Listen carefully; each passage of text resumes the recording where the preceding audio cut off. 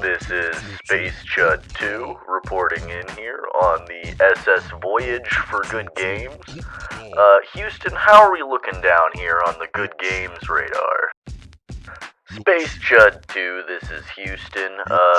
Nothing new on the radar here. All systems looking normal here.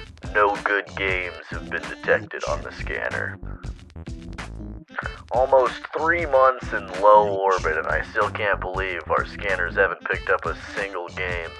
Feels like I've been floating here forever.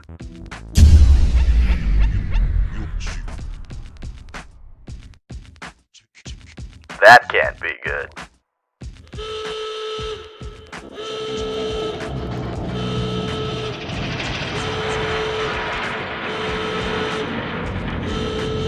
Oh, that's definitely not good. That is not good. Houston, we got a really big problem up here. What's going on down there? What are the scanners picking up? Oh my god. Space Chud 2, evacuate immediately. What? Tell me what's going on down there, Houston. An extremely based game has been detected on the radar. I repeat, an extremely based game has been detected on the radar. Threat level Valve. I repeat, threat level Valve. Space Chud 2, you need to evacuate. It's too late, Houston. I'm already being pulled into orbit by the based energy. Tell my wife and kids I love them. Space Chud 2, no!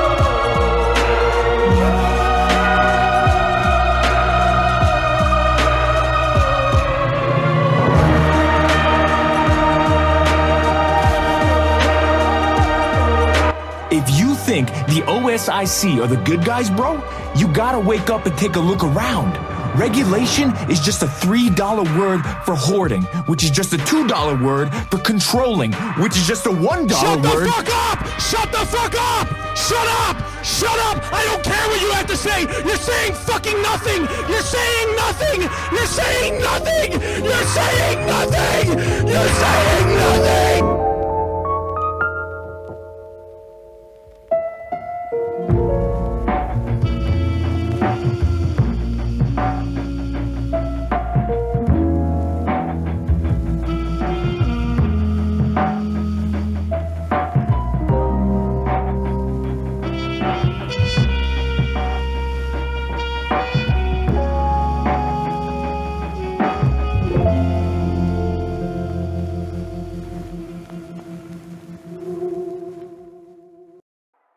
These days, I find myself thinking a lot more.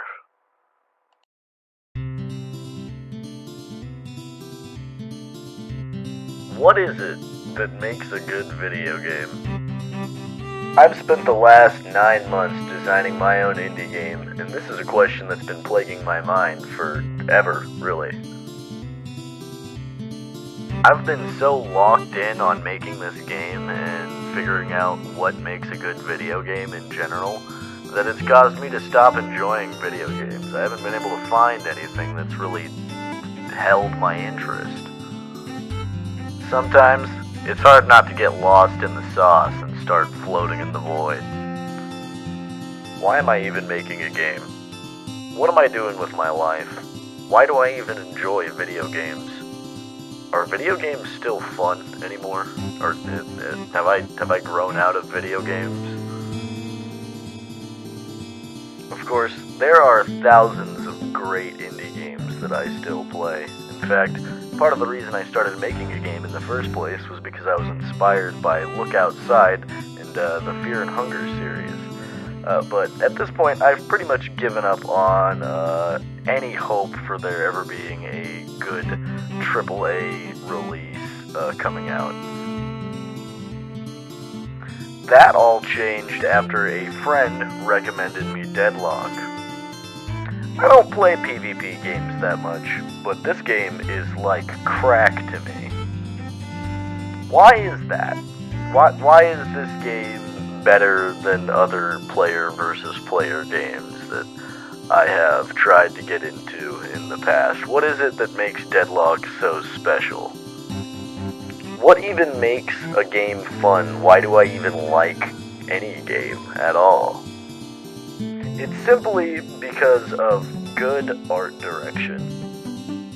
All of the games that I tend to like have fantastic art direction.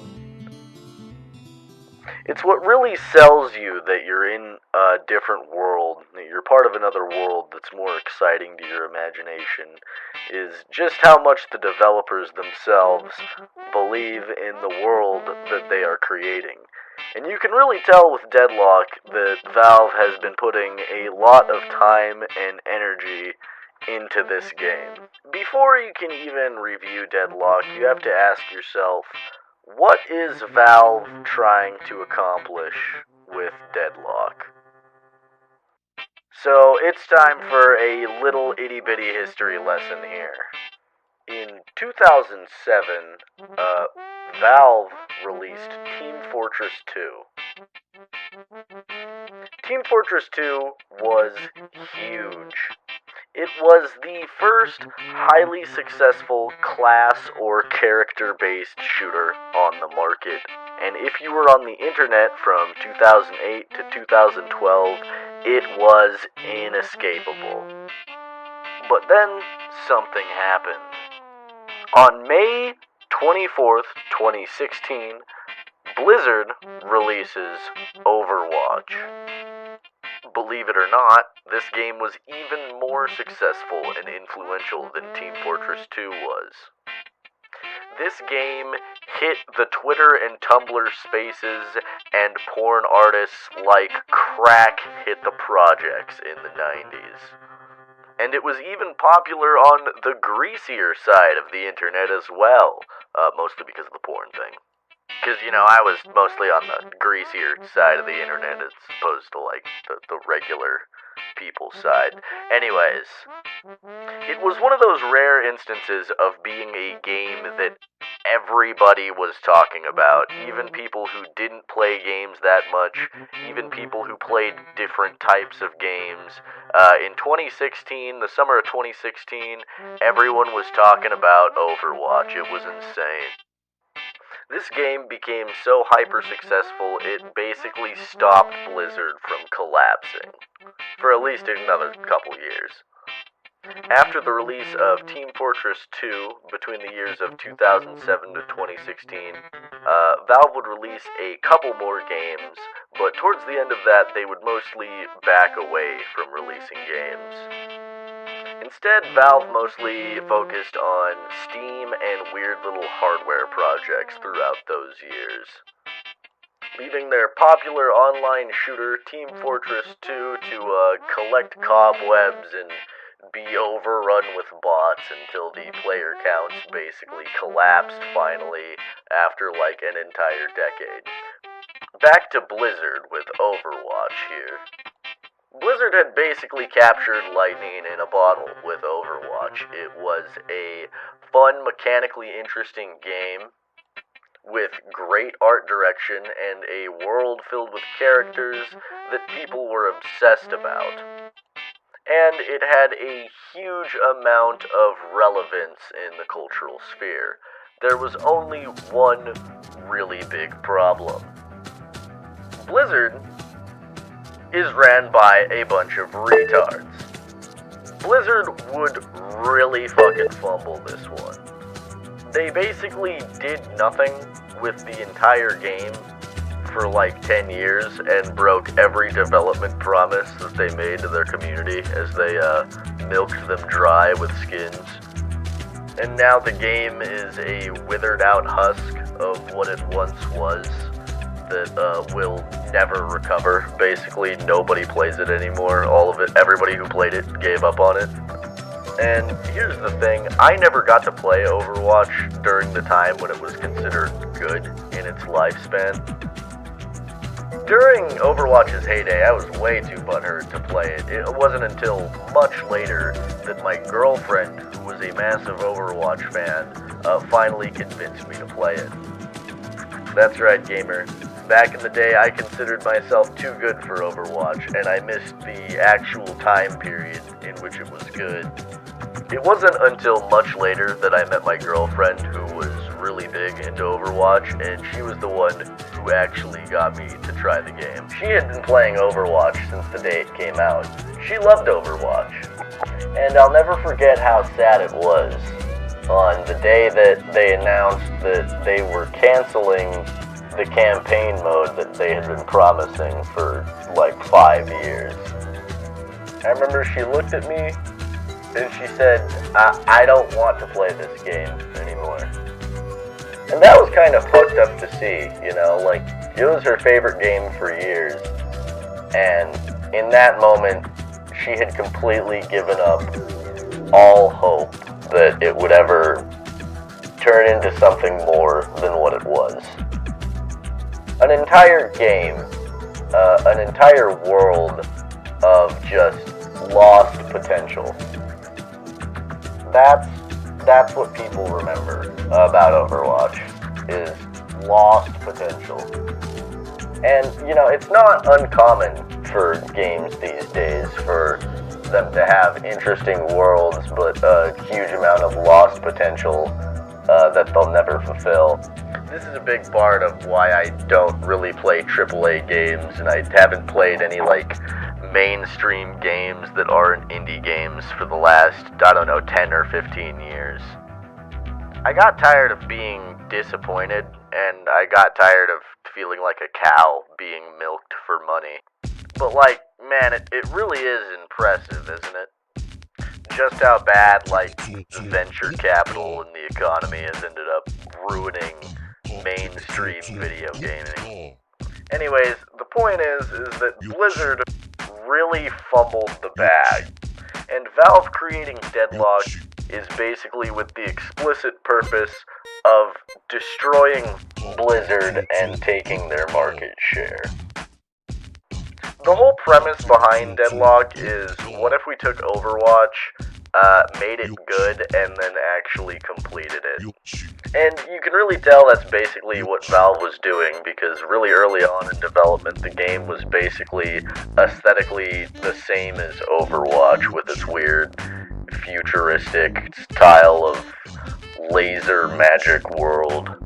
Then they kind of switched to a 40s aesthetic, which really blew up and kind of took off, and now they've been hiring a bunch of professionals from the industry to try and make this Goliath of a game here. The game already plays insanely tight, and it already has such a giant community, and it's only in closed alpha.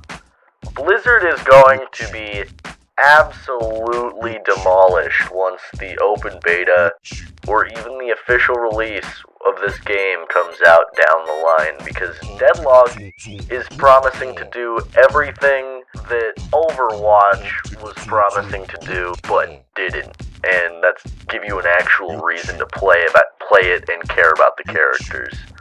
Deadlock also just completely mogs Overwatch in terms of character designs. It's one of the only games I've played with a large roster where genuinely 90% of the roster looks fun and cool to play to me. And I think that's just an insane feat of good color management and good character design, the fact that the entire roster is interesting. Almost no other game can say that. You know, Street Fighter, Overwatch, Soul Calibur, Mortal Kombat, all of these games have large rosters, and you know, like, there's a lot of characters in them that I'm like, they're like kind of forgettable, right? Like, Deadlock is like one of the only games where every single character in the game is aesthetically interesting to me, and I want to play as them. Except for Warden, I ain't no fucking cop. No, but like every character in the game is cool. The world that the game takes place in is fucking cool. 1940s New York, but ghosts and monsters are real is a really cool idea, and you can do a lot with it. In the Deadlock universe, hell is real, and it's the 51st state of the United States of America. That is awesome. This is such an amazing game and such an amazing world, and it's actually in the hands of people that I believe have the patience to do the right thing with it. It's the first AAA game that I've been actually hopeful for the future of in a long time.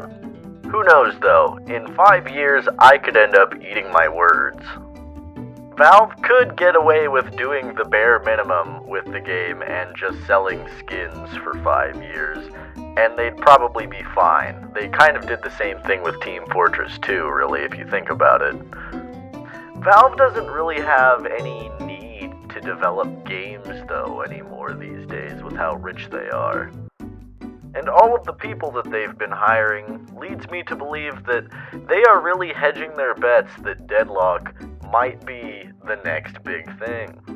And at the end of the day, I think that's one of the most exciting parts about Deadlock, along with its amazing character and art design and the entire world, is just the fact that it's only in early alpha, and it's already better than a lot of other games on the market, and the potential for it going forward is really kind of incredible.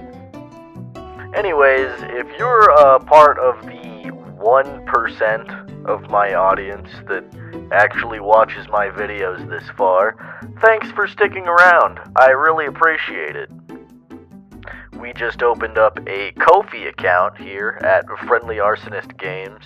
If you want to support the channel or support my indie game project, whatever you can donate there would be greatly appreciated, and it would help me spend more time on the game and silly little videos like this. As always, thank you for watching the video, and we'll see you next time here.